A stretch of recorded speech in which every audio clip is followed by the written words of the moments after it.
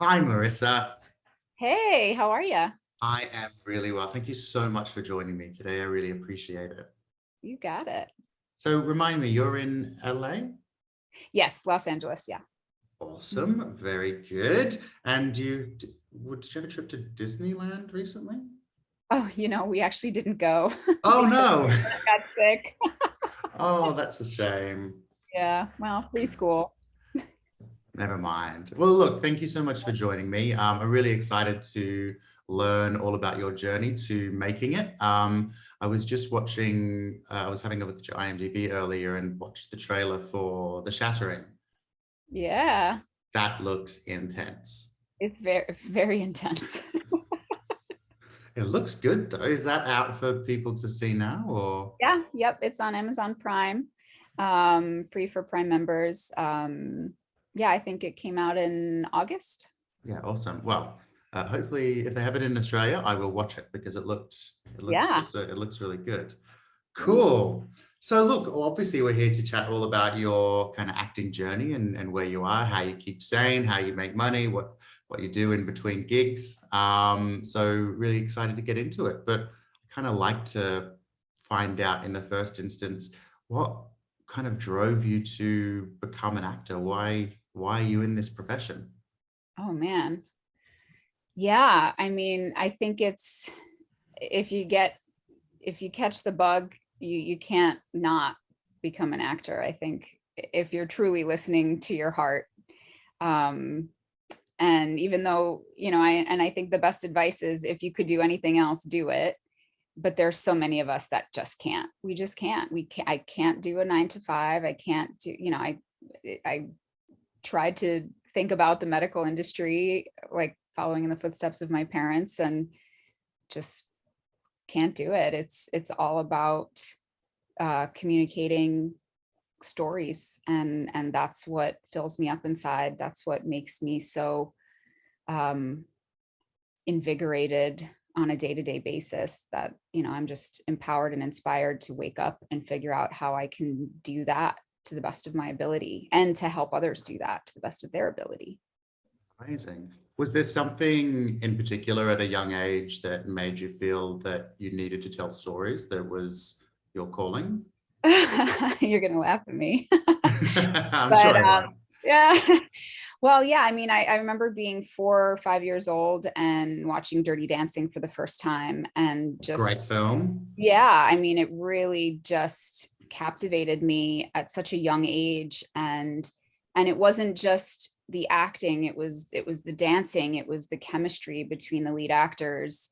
And it was a coming of age story that I could see myself doing. My family also, we vacationed in the Adirondacks, which is right next to the Catskills, where where the whole film takes place. And it affected me to my core. And it inspired me to become an actress, director, dancer, choreographer, storyteller, all around.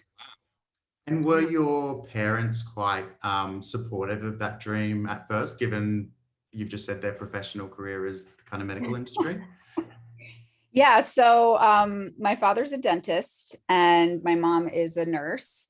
And both of them were they love what they do, and I think that's the best sort of motivation that you can pass down to a child, is if you really love what you're doing, and you're in your own truth, that value gets passed down to your children. And I very much got that from them, that I should pursue something that I love. And I started taking dance classes at 5 years old. My mom was very much so supportive of my journey. She was at every one of my performances, every one of my plays. I started acting in 5th grade, in school plays and things like that. And I mean, maybe my dad didn't quite understand it, but he could see that I was passionate about that.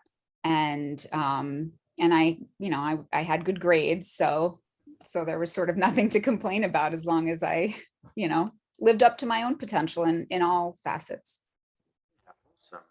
Um, Well, that's fantastic. So when you kind of started out then with this vision of being an actress, sorry, the right term is actor now, I think, of being an actor, dancer, director, and all of these different things, what was your goal? What was your idea of making it at that time when you decided this is what I'm doing? You know, this is a very interesting question because for me, the ability to just do it every day, be around it every day is what makes my heart sing. So, you know, maybe as a younger version of myself, it was about, oh, booking this gig or that gig, or making this much money, but that doesn't bring you happiness, you know. And if you're doing a profession purely off of what your heart is telling you to do, like we just spoke about, that's what has to fulfill you. So I remember this very specific moment in my undergrad university at Boston University. We were doing mask work and we were doing Greek tragedies, and I was Clytemnestra. And so I had made my mask and everything, and I had to do a quick change because, you know, whatever. And I was in the bathroom changing, and I had just gotten off stage, and I was just changing quickly in the bathroom. I remember being in the stall and just being so overwhelmed with emotion that I just started to like cry, but the happiest tears you ever felt. And I remember saying to myself, I think I even said it out loud, like, never stop doing this. Never stop doing this. You love this. This fuels you. You have to do this at all costs, no matter what in your life. And I remember that moment so much, that, you know, it's carried me. I know this to be my truth. So any way I can encompass myself and immerse myself in the world of storytelling, that's what I'm going to do. Do you ever, have you ever wavered from it where, you know, because obviously as we're kind of just, as we're trying to make it as actors, there's so many no's or rejections or those feelings of like, oh, I'm just not getting where I want to get. Did Oh you yeah. ever Absolutely. waver? Absolutely. Absolutely. So when I first moved to Los Angeles, maybe a couple years went by, and you know, I had left my family back in New Jersey, and my best friend, and it was starting out a whole new life here. And, you know, things weren't clicking as quickly as I had hoped. And I also, and I think I put this pressure on myself. I felt like I needed to use my brain to do something worthy, whatever that means. And not that acting isn't worthy, but like something more academic, you know. And I knew it wasn't going to be in the medical field. I'm just not built for that. But you know, the profession of law was sort of interesting to me and kind of sexy. And so I remember thinking like, oh yeah, like I can do both. I'm going to, you know, go to law school, and on the side, I'll be an actor. And I remember one of my friends sort of laughing at me going like, how are you going to do both? That's not, what? You can't do that. And I got upset. I got really upset. And I was like, no, I'm going to show you, I'm going to prove that I can do both. And I got as far as, I was studying for the LSATs, and I took my LSATs, and I remember being at UCLA. They had a program that was like a Kaplan course for writing your essay for you know, when you submit for law school. And they said, you know, here's a piece of paper. I want you to fold it into quadrants. And in the top left, you're going to write all the sort of egotistical reasons why, or like the selfish reasons why you want to be a lawyer. And then on the right side, you're going to put all the noble reasons why you want to be a lawyer. And I had all these things on the left side and absolutely nothing on the right side. And I looked around, and everybody's, you know, writing frivolously. And I'm like, I got nothing. And in that moment, I was like, what are you doing here? And I got up and I left because it was Wow. just so clear that I was on the wrong path. This was not what I was supposed to be doing. I had no noble reasons for going to law school. So I got up and I walked out. Okay.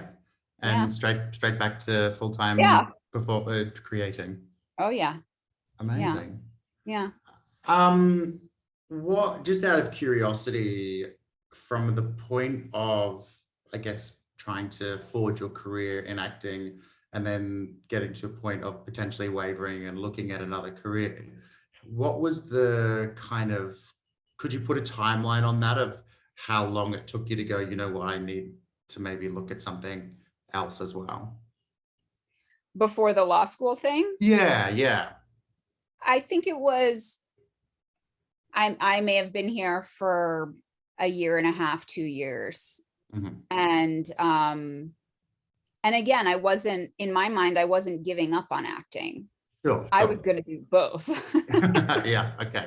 However impossible that was going to be. I felt like I needed to fulfill some other version of what success looked like in a Yeah, more tangible way.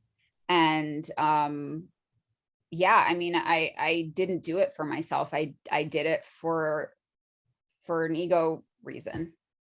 And that was very clearly shown to me right in my face, yeah. um, in that classroom at UCLA.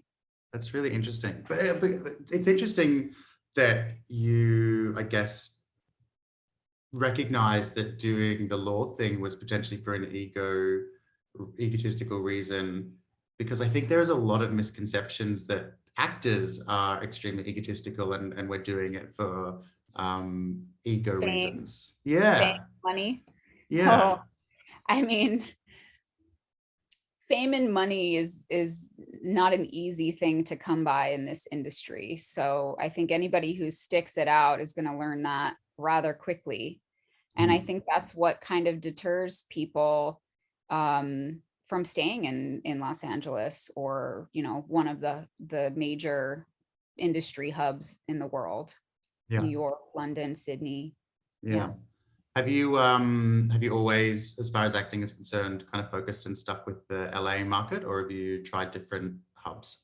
Yeah, so I grew up in New Jersey. So New York was 20 minutes away. So in my mind, I was always going to be in New York. And growing up as a dancer and a singer, I was like, oh yeah, absolutely. Musical theater, Broadway, here we come. Obviously, like that was the path.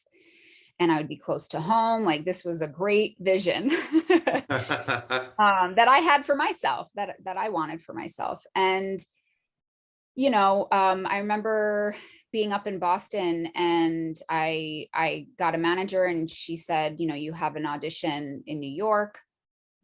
Can you come down for it? So I had to miss school and, take the bus down to New York and prepare my audition. And it was a big deal. It was my first Broadway audition.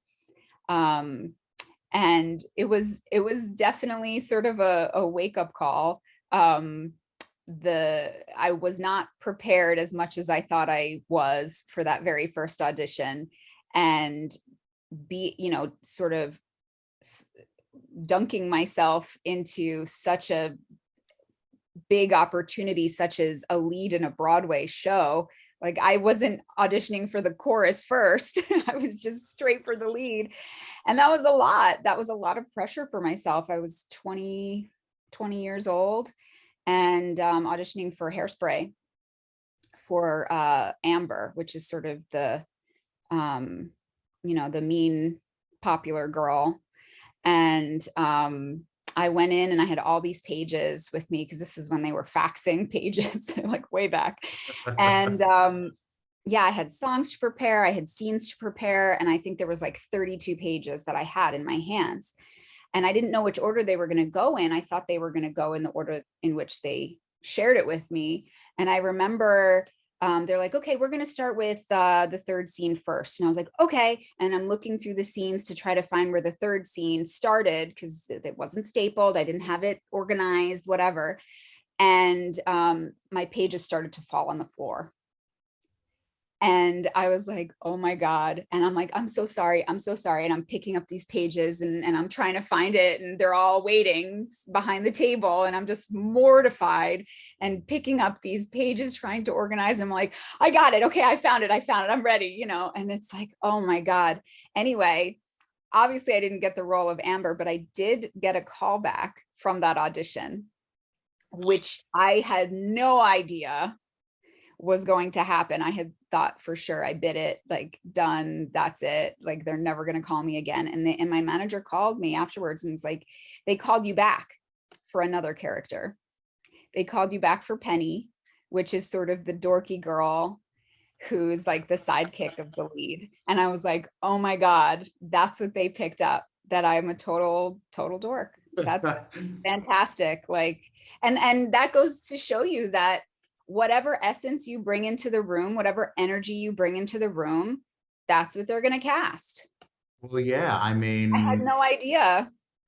just going in there and being, I guess, those little bits of you and the genuine parts of yourself, ultimately, I think is what most casting directors or anybody casting anything is looking for, is those genuine moments, right? So Yeah. when you walked away from that audition and before you got the call back for the dorky character, Yeah. how did you kind of deal with whatever thoughts you might have been having about, oh, I can't believe I did that, or what? Sorry, I don't want to put words in your mouth, but did Yeah. you come away from that audition kind of like with a little bit of negative talk towards yourself? And Oh, sure. how did you deal I with mean, that? I knew right away. I was like, I wasn't ready for this. I didn't know how to prepare. I needed to have, like, I learned valuable lessons in the room Sure. about preparation, just simple things like that. Because I didn't even have the opportunity. I mean, I ultimately did in that scenario, but in another scenario, they might have said, thank you. And I would have, you know, gone away, not even being able to do my audition. Yeah. So they, you know, the fact that they saw something was amazing because I was not feeling confident at all. And it was definitely, you know, a hard pill to swallow of, okay, we need to do things differently next time around. And, you know, I had been comfortable with auditioning, but this was the biggest audition, Sure. especially tied to my dream for myself at that moment in time. It was like, here's your big break. Like, if you get this, you will be on Broadway. Like, what? That's a huge amount of pressure on your shoulders.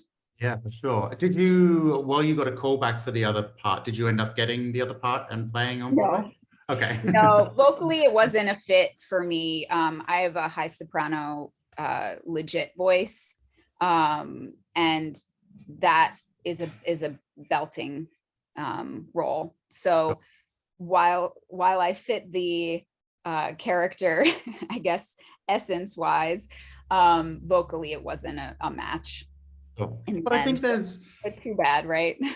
you know what, Oh I think well. there's still a beautiful lesson in there for anyone listening, that every audition that you go to, whether it's good or bad or amazing, there is something, there is some kind of lesson and learning that you can take away from that to propel you into your next one. But also that you never know where your next call is going to come from, because you could go in for one thing and then the next thing you know, you're being called in for something else. And whether you get it or not, you've still proved yourself in that Yeah, first opportunity for yeah, them to go, you know what, I think we'll take a look at them for another part, which is fantastic. yeah, yeah. So that's super exciting. So your career has spanned obviously a few years, and have you done a combination of theatre and film, or do you kind of sway one way or the other? Yeah, I mean, when I moved out to LA, it was definitely more of a focus on TV film. That was a conscious choice to move out here for that. Um, I've I've done one play since I've been out here that I was the lead actress in, and I assistant directed it. Oh no, two plays, and I directed that one as well. So a lot of like two hats in the same production. Um, Yeah, and I loved both of those plays. Um, it's just it's a very different lifestyle. You know, now I have two children, 5 and under. So, you know, committing to a rehearsal process sometimes is just unrealistic. You know, especially in the last few years. Um, so the whole get in, get out with the TV film industry is just a little bit more doable, being a new How is mom. it? Yeah, sure. How is it? What's it like trying to manage that responsibility as a mum and still push forward with your acting dreams? And obviously, having a look at your profile, you're a coach, you're a teacher. Do you have an acting studio as well? Yeah. So, I mean, there's obviously a lot going on. How do you manage that as a new mum? Yeah, so my oldest, Johnny, who just turned 5, when he was born, and I think we were on vacation a few months after he was born, and I was having a conversation with my husband, and at that point I had been renting space, a little black box theater from Theater Row, right on Santa Monica Boulevard in Hollywood. And, you know, I didn't have a lot of freedom in that. Like I had to book my space, you know, and pay hourly. And I couldn't kind of have free reign to do what I really wanted to do. And I remember my husband saying, look, like, is this something that you love to do and you want to do it? You should think about potentially getting your own space. And in that moment, I was like, oh my God, you're right. And that became what I pursued from that moment on. And 6 months after that, I signed a lease on a beautiful space in East Hollywood and did a renovation. And it's a gorgeously beautiful Soho style looking studio, storefront, and 16-foot ceilings, brick wall, exposed brick wall. We have a little stage, we have a backyard, and a little office that was actually my office for the first time ever. And I was so proud of finally having a home for us, because our studio was growing, but it was always, oh, we got to get out, some other class is coming in, oh, this, that, you know. And I have a lot of sort of goals for us as a company of actors, you know, doing productions together and just having the space to really, my on-camera classes, I had to lug all my equipment in and out, and I was limited because I had to carry it all. In my studio, it's a fully equipped studio. We have studio lights, we have, you know, all sorts of equipment, that I can actually empower my actors to learn how to use the equipment too. So there's been such a benefit to having our own studio space, and it really just bonded our community that much more.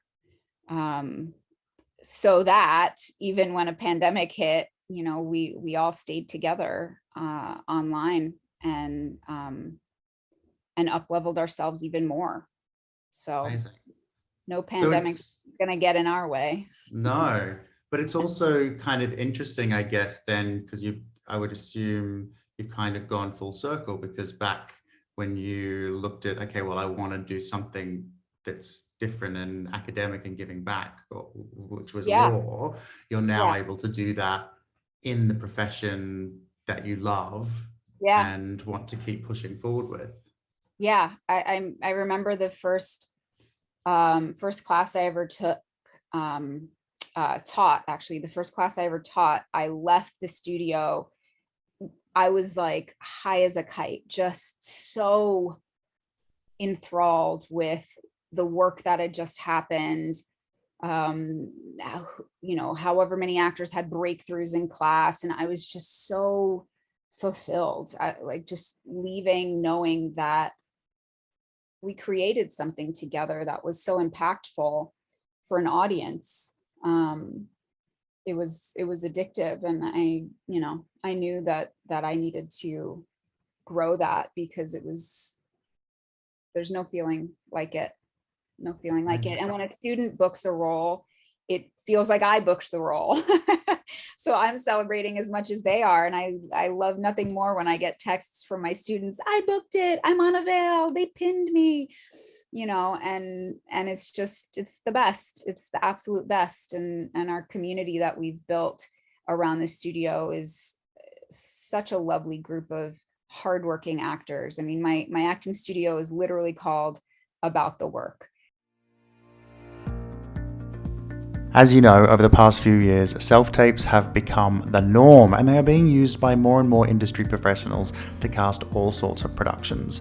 I've personally recorded self-tapes for theatre and TV and film and commercials, and it makes life easier for casting as they can see more options. But what isn't easy for us actors is finding someone to read for us in the moment that we need them. That's where We Audition comes in.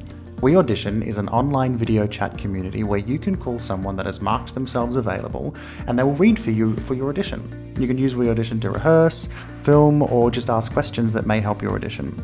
Last year I had an actor contact me who had never drank alcohol, who just wanted to know how to play drunk.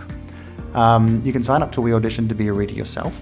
I log into We Audition most days and I just leave it on, and people call and I accept, and I help them with their auditions. So you can earn a little extra cash doing that, and you can just meet some great people. I even helped one of the main cast of Morning Wars tape an audition towards the end of last year. Look, it's a great platform, and if you're going to sign up to be a reader, it basically pays for itself. So if you want to sign up to be a reader on We Audition, you can get 25% off using the Actors Making It discount code MAKINGIT. So just go to www.weaudition.com and use the code MAKINGIT when you sign up. So on that kind of vein of kind of giving back and sharing, I guess, your own wisdom, and supporting actors to, I guess, follow and realize their own dreams, you've also written a book, which is Acting with Energy, right? So Yep. tell me a little bit about this book, and yeah, awesome. Tell me a little bit about your book and what it's about, and I guess what your vision is for that. Yeah. So when I started my studio, it was because I wanted to do things a bit differently. And my whole life I had been searching for a technique that would work 100% of the time, not 80%, not 60%, 100% of the time. Because I had been trained in Meisner, Stanislavski, Adler, Grotowski, you name it. I tried it, or I studied it fully. And I always found myself kind of taking a piece from each, because the whole thing of sticking in one technique didn't work for every role. And I found myself doing this sort of smorgasbord approach of like a little bit of this, a little bit of that, and then it was sort of piecemeal.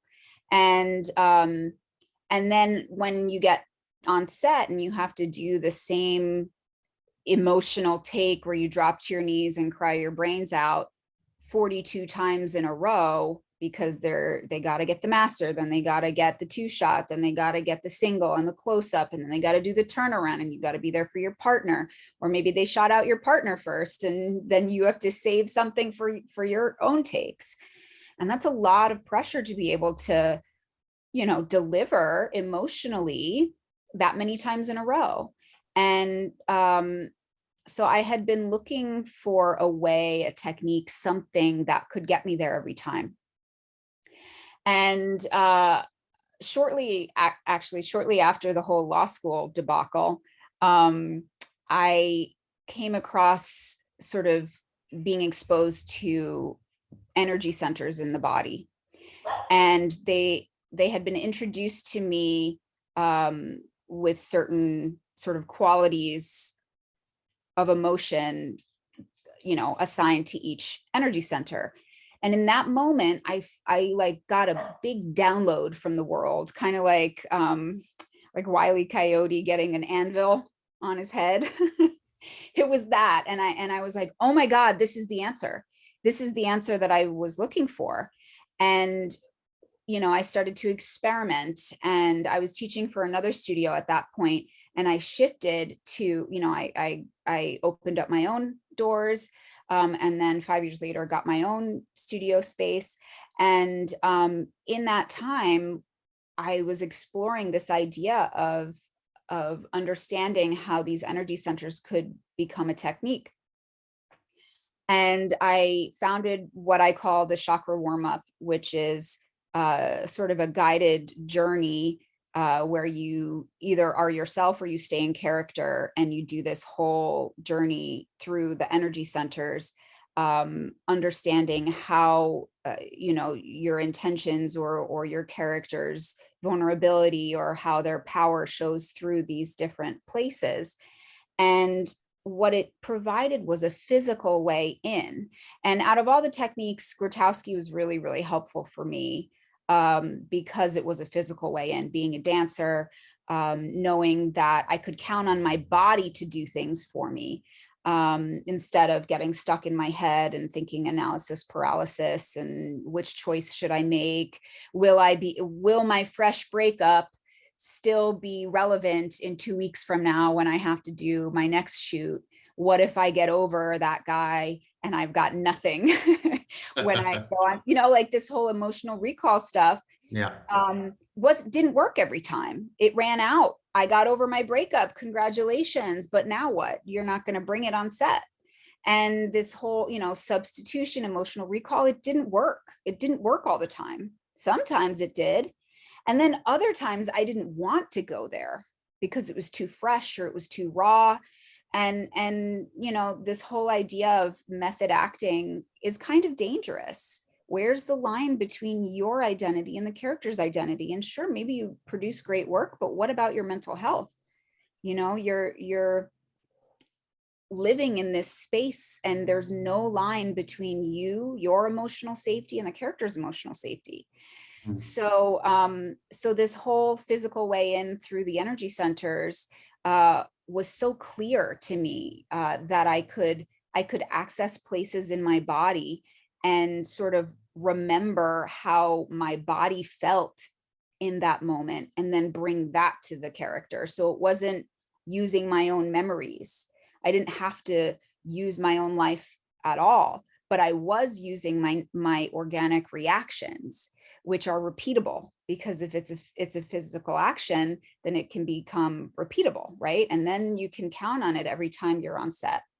And so that's how I founded the Chakra Approach. It's a registered trademark, and it's the founding technique of our studio. And it ultimately not only helps you bring repeatable brilliance take after take, that's the subtitle of my book, Creating Brilliance Take After Take, but it also allows you to be honest with yourself and know yourself inside and out, and how you interact in real life as well. So separate from art, separate from creating, and understanding how your body reacts, and understanding how other people's bodies are reacting, that elicits a certain emotional intelligence that we otherwise don't have, right? So when we're communicating to other people, it has been proven that 55% of how we communicate naturally is through the physical. So if we actually focus on that when we're communicating with our art, because that's why we create art, to communicate something. If we can focus on that 55%, that's way more effective than getting stuck in our heads or worrying about the actual words, which actually counts for 9% of how we communicate to one another. Tone of voice is 36, if you're wondering where the rest of the percentages went. Well, it sounds very interesting. So just as a recap, it's called Acting with Energy, Creating Brilliance Take After Take. Yeah. And if anybody wants to purchase, where's the best place for them to get it? Yeah, we're on all the major platforms. We're on Amazon, Target, if you're in the US, Barnes and Noble. I mean, my publisher was in London, so we're international. Okay. Yeah. Sure. I'll link to everything in the podcast notes for people if they want to want to take a look. Is there an audio version yet, or? Not yet, not yet. So the book just published October 25th. So in the new year, I'll be recording that. Awesome. Well, congratulations. I mean, writing a book is no small feat by any means. Yeah. And, you know, it sounds, I mean, I'm very similar. I personally find that the emotional recall doesn't necessarily work for me. So I'll definitely be having a read myself and seeing what I can take from it, which is exciting. I like kind of adding to my toolbox and using what I mean, again, I will use what is right for me in the moment, but having anything that is usable on and over again is kind of ideal, right? Yeah, definitely. You spoke a little bit while you were talking about that, about the type of about the mental health protection that we need to have as artists. Is there anything, I guess, before your chakra technique, or is there anything that you specifically do to kind of protect yourself or look after your mental health when it comes to either your performance or just some of the pitfalls of rejection that might come from the industry? Yeah, so I have a morning practice that I do for myself. For any of you that are Hal Elrod fans out there, I follow in my own Miracle Morning. It's a popular book if you guys have read that. But it really outlines how you can kind of create a structure for yourself for your morning to kind of set you on the right path, mentally, emotionally, psychologically, so you can attack your day as a 10 out of 10, right? That's, you know, showing up in all areas of your life. You know, how you do one thing is how you do everything. So if you can have that focus around what it is that you really need to do or fulfill for that day, and in order for you to even know what that is, you got to get quiet. You know, some people meditate. I myself do Tai Chi. Obviously I love energy work. My technique is energy work. So I enjoy doing my Tai Chi practices, and I'll have a little espresso lungo style waiting for me. And then I do some journaling, and I kind of just like immerse myself in nature to try to see like what the world wants to teach me that day. What do I need to pay attention to? And I just listen, and I listen with big ears to just like take in whatever needs to, you know, be attended to that day. And when I'm able to get that quiet, it's so clear to me what I need to be focusing on. And I find that when I don't do Miracle Morning, it's a rough day. It's a rougher day. Wow. It's funny how when we start to develop a habit, and if we don't fulfill that habit in a certain in a certain way, it can really disrupt everything. Yeah, definitely. So I know that, as you know, I mean, obviously I'm a mom of 2 young boys, so some days it's impossible, but I really try to carve out that time for myself because it just sets me on the right path for life. So yeah, I love that. Are you working on anything else at the moment, acting wise? So I have a short film called The Goldfish that's on the festival circuit now. And I'm also directing a project called Bad Therapist, which actually dives real deep. It's a dark comedy. It dives deep into that emotional space where, you know, people suffer from different ailments, whether it's addiction, you know, some kind of mental illness, anything really. So the story follows this therapist that is dealing with her own addiction to alcohol, and she sees all of these patients coming in dealing, you know, very different, vast topics of why, you know, somebody might need assistance mentally. So it's a hilarious sort of premise, and the dialogue is hilarious. As soon as I read it, I signed on to the project because I was falling over and I was reading it by myself. So I was like, okay, this is not only hilarious, but it also shines a very important light on mental illness and homelessness and addiction, and the role that friends play to get you out of those, or to sort of abduct you further down those paths. And so we held callbacks. We're very much heavily into pre-production now, and set for production in the new year. Cool, it sounds interesting. So obviously you started out wanting to be an actor after watching Dirty Dancing, and your career has taken such a, I guess, varied trajectory now, from actor to director, coach, author, etc., etc.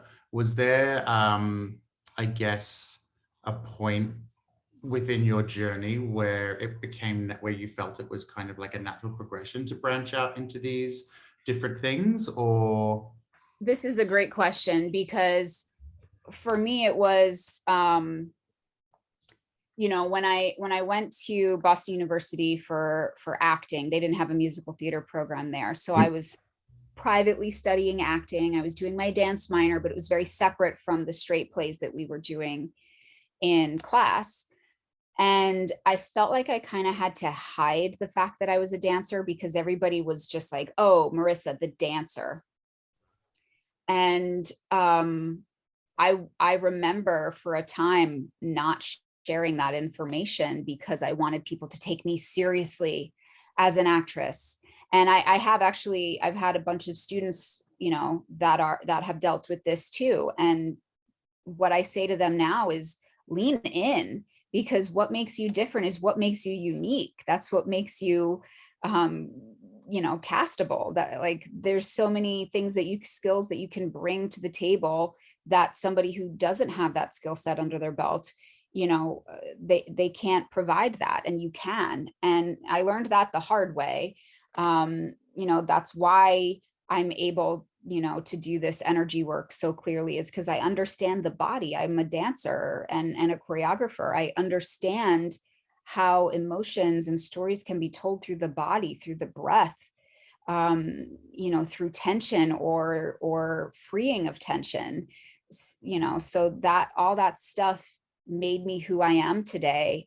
And you know, I'm glad I went through that struggle, because now I can speak to those that might be struggling with that right now, where they don't want to tell people that they're a producer or a writer or whatever. It doesn't matter, because at the end of the day, you're gonna pave your own way, your own journey.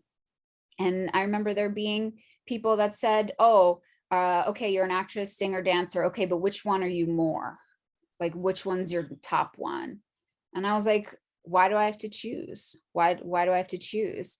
And I, you know, to those people, if they needed to define me in that way, that was on them.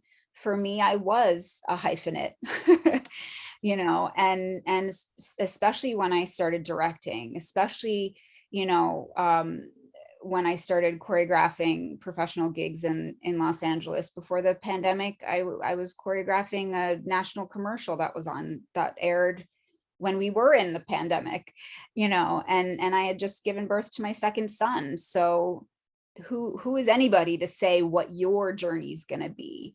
You do you. That's what I have to say to that. do you, well, yes, everybody should 100% do what's right for them. Do you think, so you kind of started to sort of probably answered this in what you were just saying, but what do you think drives the need for people to hide bits of who they are? If you've got students that have, you know, that are battling with that at the moment, is that an industry thing, or do you think it's a thing that we personally have a perception that we need to do? Or probably a little bit of both.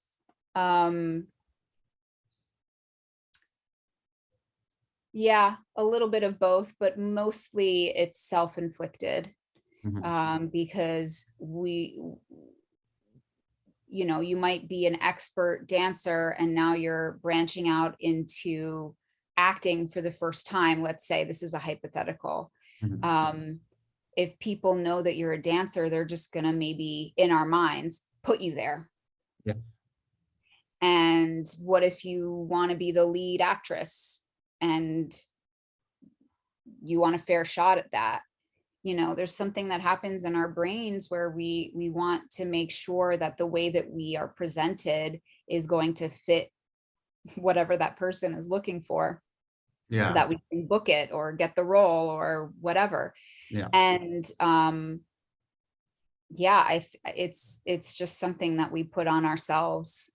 I don't think we put it on ourselves without without reason, unfortunately. Right. Because I think people want to put people in boxes, don't they? Right. About where they fit. Like, I identify as a gay man, and for a very long time I was like, I can't let the acting world know that I'm a gay man, because then all they'll see me is as a gay man, and that's all I could possibly possibly play. So it's unfortunate that we kind of live in that world, but I don't think that is particularly unique to the acting profession. Right. Unfortunately. Right. And I think that there's a way to do it. We don't have to necessarily hide it or erase that part of ourselves, but we can also choose what to put forward. Not that we're erasing what's in the background. It's just the thing we want to put forward is the thing we want to put forward. Yeah. Yeah. And it's hard to decide what we put forward sometimes, isn't it? Yeah. Well, I mean, for me, it's sometimes who's yelling the loudest. Well, yeah, I'm reading a book at the moment, and on my own morning practice. Last week, a guest from recently introduced me to The Artist's Way. Yeah. And like part of the morning practice is writing longhand 3 pages of just a stream of consciousness.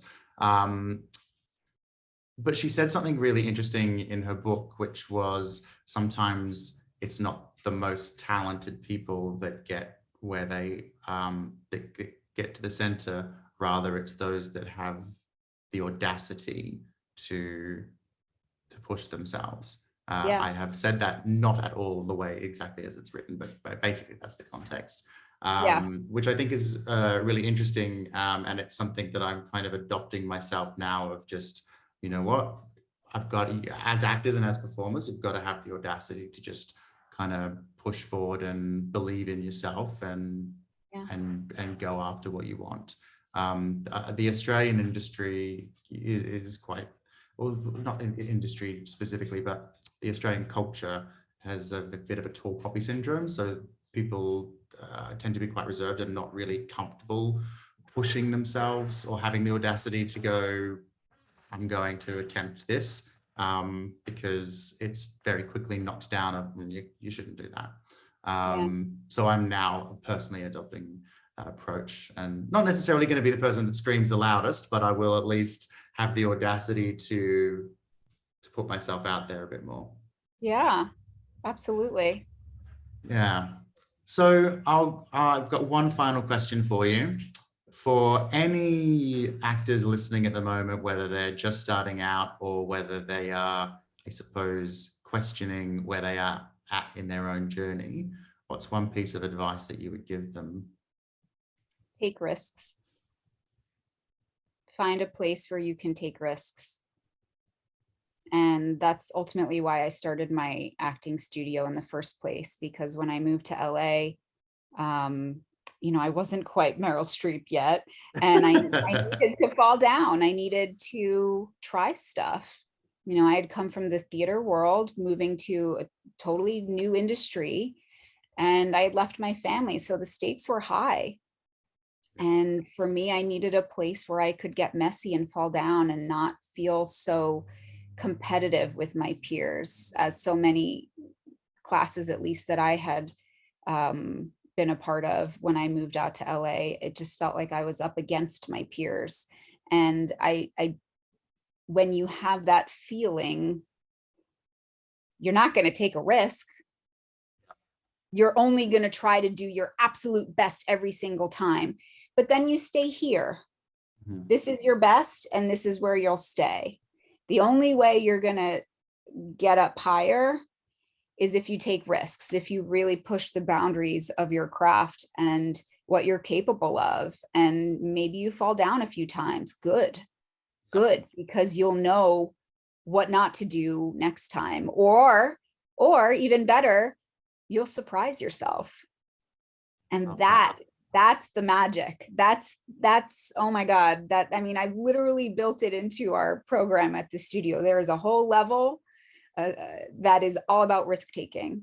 And you do not advance unless you've taken adequate risks that you can speak to.